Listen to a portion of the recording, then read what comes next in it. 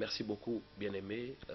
Merci et bienvenue à notre troisième leçon dans cette série d'enseignements qui parle de l'identité du chrétien. Se connaître, savoir qui est-ce que nous sommes, ce que nous avons et de quoi est-ce que nous sommes capables au regard de notre position en Jésus-Christ. Nous avons été délivrés de la puissance des ténèbres et emportés dans le royaume de Christ aimé. Et dès à présent, nous vivons dans les lieux célestes. Ça, c'est la réalité spirituelle. Mais ici, pour reproduire ces réalités spirituelles dans le monde physique où nous vivons, c'est là le grand problème de l'Église d'aujourd'hui. Et pour mieux comprendre tout, nous avons commencé par expliquer de quoi est-ce que l'homme est constitué. Pourquoi? Pour la simple raison que ne pas savoir de quoi est-ce que nous sommes faits, vous ne produirez jamais le résultat qui correspond à votre vraie nature d'existence. Et nous sommes arrivés à la conclusion que l'homme est esprit, il a une âme et habite dans un corps physique. Et dans cette troisième leçon, je voudrais nous faire réfléchir encore davantage en ce qui concerne le véritable homme. Qui est-il? Comment peut-il arriver à se manifester? Les conditions, on a commencé à les citer déjà la fois passée. Nous avions dit que nous avons une chair. Et la chair, c'est la partie de notre être qui n'a subi aucune transformation à la nouvelle naissance. Et c'est particulièrement l'âme et le corps. Il est bien sûr, bien entendu, qu'il y a des versets qui parlent de chair qui font exclusivement allusion à notre corps physique. Notamment le verset de Jean 1, 12 à 13, lorsqu'il est dit que vous n'êtes pas né de la volonté de la chair, fait allusion à votre corps physique. Mais lorsque vous lisez particulièrement Romains, le chapitre 6, 7, 8, vous retrouvez l'apôtre Paul faire donner certaines explications en rapport avec la volonté intérieure de l'homme et ce que cet homme intérieur rencontre à l'extérieur. Il dit par exemple, je prends plaisir à la loi de Dieu selon l'homme intérieur. Ça veut dire que dans son esprit, il prend plaisir à la parole de Dieu. Dans son esprit, il accepte la parole de Dieu parce que cet homme nouveau a la nature de cette parole. Il est né du Saint-Esprit, il est né de la parole. Mais il se rend compte que dans ses membres, c'est-à-dire dans sa chair, âme et corps, il y a une loi qui s'oppose à la loi de son entendement. Et c'est de là que vient le blocage, d'où l'apôtre Paul déclare « Il me délivrera ». Et bien l'apôtre Paul ne parle nullement de la délivrance des familles ou des malédictions de famille, il fait allusion à ce fait que l'homme est né de nouveau.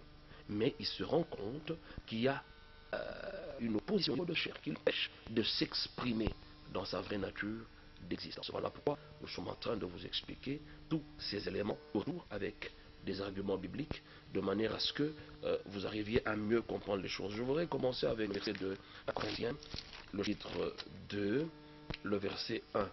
Je commence par là. Il est dit ceci: pour moi, frère, lorsque je suis allé chez vous, ce n'est pas avec une supériorité de langage ou de sagesse que je suis allé vous annoncer le témoignage de Dieu. Je n'ai pas eu la pensée de savoir parmi vous autre chose que Jésus-Christ et Jésus-Christ crucifié. L'apôtre Paul, quand il est allé à Corinthe, et j'en suis certain, et aussi, par rapport aux épîtres qu'il nous a légués, il a dit une chose très importante. C'est que lorsqu'il arrive auprès d'un peuple quelconque, il ne voudrait pas connaître autre chose, si ce n'est Jésus-Christ et Jésus-Christ crucifié. Remarquez qu'entre Jésus et Jésus-Christ crucifié, il y a une conjonction de coordination. Et cette conjonction relie deux réalités distinctes, comme qui dirait Jean-Pierre et Jean-Claude. Ce sont deux personnes différentes. Mais si Jean-Pierre est égal à Jean-Claude, on mettrait le « et » du verbe « être ». Cela n'est pas le cas dans ce passage. Et donc, dans ce contexte que nous lisons dans 1 Corinthiens, le chapitre 2, le verset 2 particulièrement, Jésus-Christ est donc différent de Jésus-Christ crucifié. Alors, quelle est la différence entre les deux? C'est que Jésus-Christ, le premier Jésus-Christ qu'on cite là, c'est le salut par la grâce. Celui qui croit est sauvé, il devient une nouvelle créature, il est né de Dieu, il acquiert une position, la même position qu'occupe Christ. C'est dans cette position-là que tu es aussi haut que le Christ est élevé, c'est aussi haut que toi aussi tu es placé. Mais dans le monde physique, peux-tu manifester réellement la chose? Que tu es la tête et non la queue? Tu es le premier, non le dernier? Que tel il est, tel tu es? Si Christ au ciel n'est pas malade, et donc je dois exprimer une vie sans maladie, Alors comment je peux y arriver? C'est lorsque vous comprenez maintenant Jésus-Christ crucifié. Il s'agit de la crucifixion de votre chair. C'est cela que nous sommes en train d'expliquer depuis la fois passée. Offrir son corps en sacrifice vivant pour Dieu et renouveler son intelligence. Toi, tu es un esprit. On t'a donné l'âme comme serviteur et le corps, c'est l'esclave de ton être. Et donc, si tu arrives à renouveler l'intelligence, ton esprit va passer par ton âme et l'âme donnera les injonctions au corps physique qui produira les actions qui correspondent à ce que l'esprit voulait. Et si ces deux parties que nous appelons chair, âme et corps, ne subissent aucune transformation, croyez-moi, le démon de blocage que vous chassez, c'est en soi un démon. L'homme se limite là où c'est se limite. Et donc l'apôtre Paul nous donne un secret extraordinaire ici. Jésus-Christ est Jésus-Christ crucifié. Quand vous croyez en lui, vous avez tout pleinement en Jésus. Vous êtes délivré, vous êtes sauvé, vous êtes passé de la mort à la vie, de la malédiction à la bénédiction. Est-ce que vous le manifestez? Non. Qu'est-ce qui vous manque? Ce n'est pas aller vous faire délivrer tous les jours, mais vous devez comprendre l'aspect de Jésus-Christ crucifié. Le Christ a dit ceci: vous ne pouvez pas venir à ma suite si vous ne portez votre croix. Mais la religion nous a mal enseigné ce passage, nous disant, voilà, bien-aimés, vous devez porter aux souffrances, aux problèmes et tout ça. Non, ce n'est pas ce que la religion enseigne. Porter sa croix, c'est simplement être crucifié. En d'autres termes, vous ne pouvez pas marcher sur les traces de Jésus. C'est-à-dire marcher comme Jésus a marché, avec des signes et des prodiges, si vous n'êtes pas encore crucifié. Et donc la crucifixion du chrétien, c'est ça le préalable à une vie de distinction. S'il n'y a pas de crucifixion, vous ne pouvez pas passer de l'autre côté. Remarquez les apôtres avant la croix. Ils étaient craintifs, peureux comme tout. C'est des gens que Satan, parmi eux, par exemple Pierre, la Bible déclare que Satan voulait le cribler comme le froment. Mais après la croix, ils sont entrés dans la vie de la puissance, du revêtement du Saint-Esprit. Et c'est eux qui ont commencé à faire la loi. À tel point qu'on va déclarer d'eux, voilà ces gens sans instruction.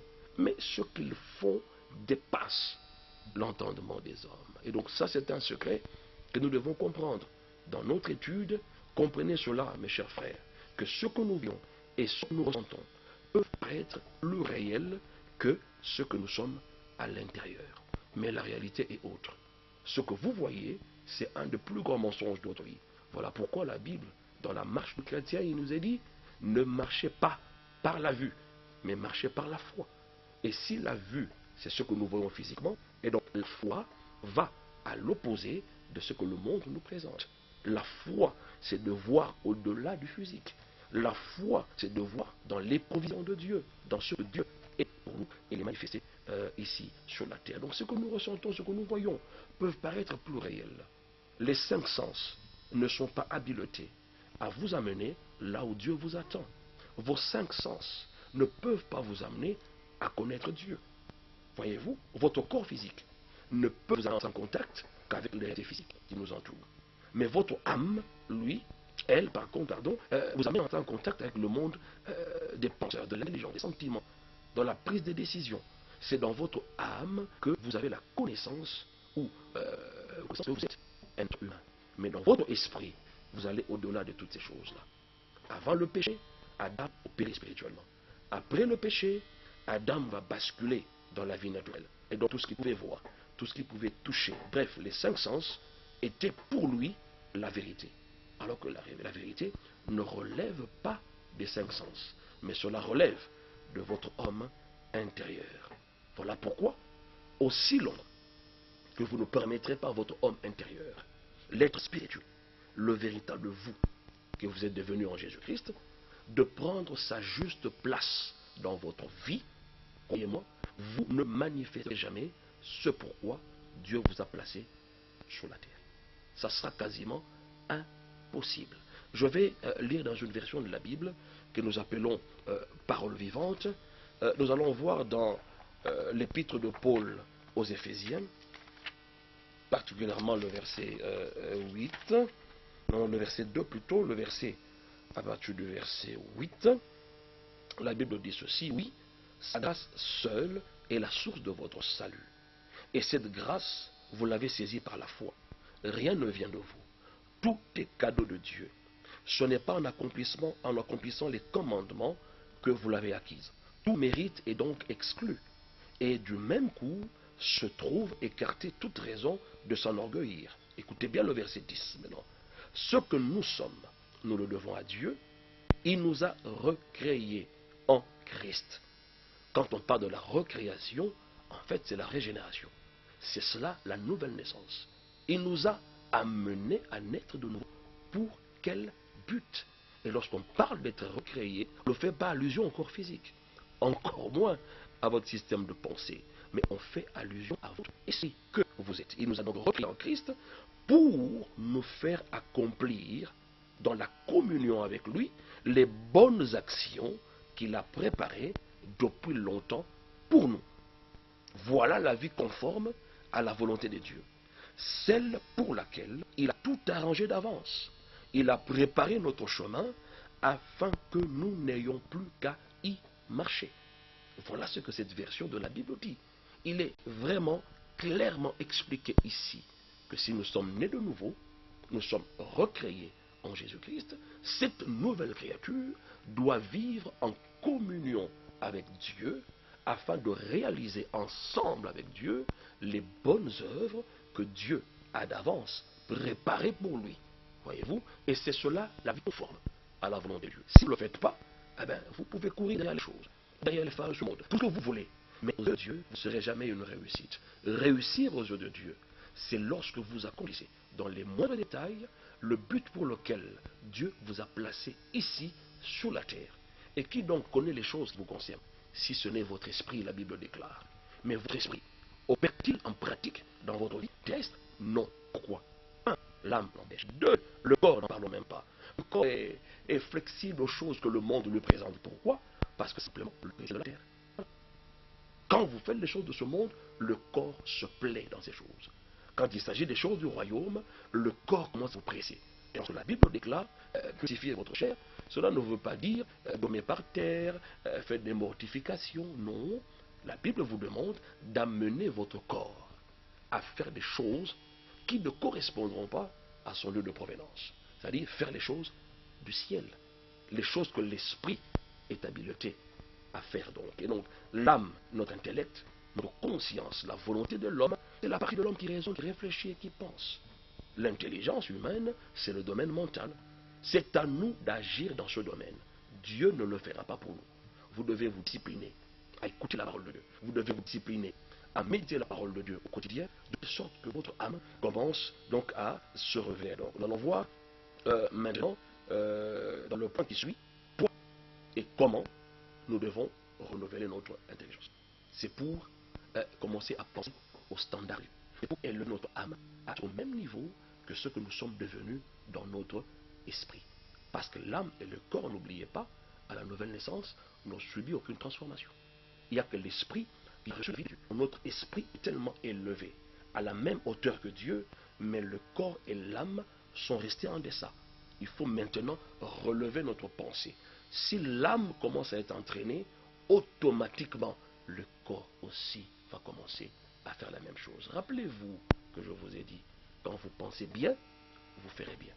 Quand vous pensez mal, vous ferez mal. Et donc, pour arriver à des bonnes œuvres, il faut commencer d'abord à renouveler votre intelligence. Parce que vos actions ne sont autre chose que des pensées exprimées.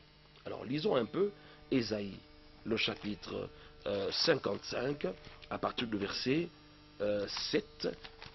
Et nous allons descendre petit à petit. Et là, vous allez découvrir encore certaines choses très vitales en ce qui concerne le renouvellement de l'intelligence. Il est dit au verset 7 d'Ésaïe 55 que le méchant abandonne sa voie et l'homme d'iniquité ses pensées, qu'il retourne à l'Éternel qui aura pitié de lui. Quand vous lisez bien ce passage et si vous l'actualisez, à nous aujourd'hui, vous comprendrez qu'on parle de la repentance. Et pour nous, il s'agit de croire en Jésus-Christ. Parce que la repentance d'un païen, c'est croire en Jésus. La repentance d'un chrétien, c'est de demander pardon, confesser donc des péchés commis, et le Christ vous accordera le pardon. Et donc, lorsque vous croyez en Jésus, selon le verset 7, écoutez le verset 8 maintenant, car mes pensées ne sont pas vos pensées. et vos voies ne sont pas mes voies, dit l'Éternel. Bien que vous êtes nés de nouveau, la nouvelle naissance n'a pas renouvelé vos pensées. Le Seigneur nous dit que mes pensées ne sont pas vos pensées, mes voies ne sont pas vos voies. Remarquez qu'aussi longtemps que vous n'aurez pas la pensée de Dieu, vous ne vous retrouverez jamais sur la voie du Seigneur. Pourquoi est-ce que vous ne vous retrouvez pas sur la voie de votre bénédiction, la voie de votre succès, de votre réussite? Parce que là, vous ne vous êtes pas encore renouvelé. Parce que les sentiers de l'homme sont enfouis dans son homme intérieur.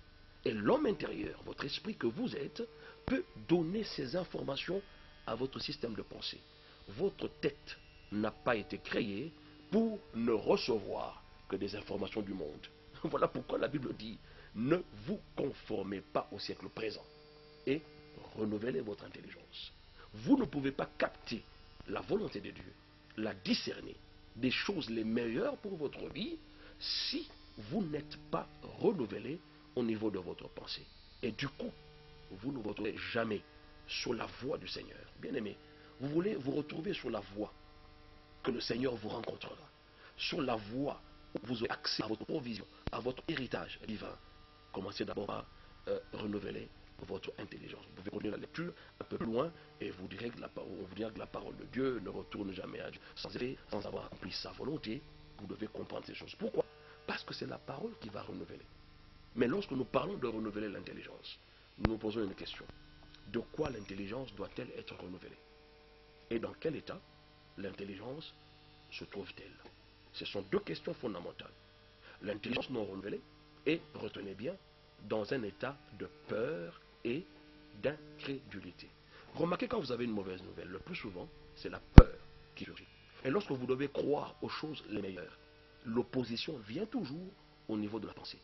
Et donc, si vous ne balayez pas les mauvaises pensées, si vous ne sentez pas, vous ne balayez pas tout ce qui est obstacle à la vérité de la parole de Dieu qui réside dans votre âme, vous aurez du mal à prospérer et aller de l'avant. Parce que je prospère comme prospère l'état de mon âme. Avant de voir une prospérité physique, commencez d'abord à voir cela dans votre pensée. Si vous voulez changer les gens, commencez d'abord par changer vous-même. N'invitez pas les gens à changer alors que vous-même vous n'êtes pas changé. Rien ne se produira. Voilà pourquoi ce que vous voulez voir dans votre vie, commencez d'abord vous-même à être persuadé de ces réalités-là. C'est alors que vous le verrez se manifester. Et donc, si vous n'avez pas renouvelé votre intelligence, cette intelligence non renouvelée, bien que vous êtes chrétien, va se retrouver dans un état de peur et d'incrédulité. Et cette intelligence non renouvelée s'ouvre aux mensonges et tromperies de Satan. Elle est dans un état de négativité. Le plus souvent, il y a des choses que Dieu vous a données, mais vous avez du mal à intérioriser cela. Vous avez du mal à accepter ces réalités. Pourquoi? C'est le système de pensée. Si vous ne croyez pas que vous arriverez à un endroit, votre tête, vous n'y arriverez pas non plus. C'est ce que notre enseignement est en train de nous dire. Et tout ce que nous citons comme phrase ici se justifie dans Romains chapitre 12, verset 1 jusqu'au verset 2. Alors, au lieu d'être en accord et répondant à l'être spirituel, l'intelligence non renouvelée n'a même pas conscience de l'être spirituel. Est-ce que vous vous rendez compte? Votre pensée ne sait même pas qu'il y a une nouvelle créature en elle. La pensée ne le sait pas. L'intelligence ne sait pas discerner ces choses. L'intelligence sait simplement que je suis un être humain. L'intelligence accepte la logique de ce monde. Lorsqu'on lui dit, quand tu fais ça et tu associes la vie, voilà le résultat que tu verras. Mais lorsqu'on lui dit, crois au Seigneur Jésus, tu seras sauvé, l'intelligence repose. Lorsqu'on lui dit, ce que tu déclareras de ta bouche, tu le verras se manifester, l'intelligence a du mal à accepter cela. Voilà pourquoi l'intelligence vous amène à immigrer partout, pensant que la réussite et le succès sont des citoyens américains. Voilà pourquoi tout le monde veut aller en Amérique. Ils pensent que ce sont des citoyens européens. Tout le monde veut aller en Europe. Pourquoi? C'est ce que nous disons ici. Qu'au lieu d'être en accord et répondre à la nouvelle création, l'intelligence non renouvelée n'a même pas conscience de l'être spirituel. Alors que la Bible déclare que le souffle de l'homme, c'est-à-dire son esprit, c'est la langue de l'Éternel. C'est la direction de votre vie. Mais si votre intelligence, votre âme, n'est pas en mesure de se soumettre à votre homme intérieur, vous n'aurez aucune direction.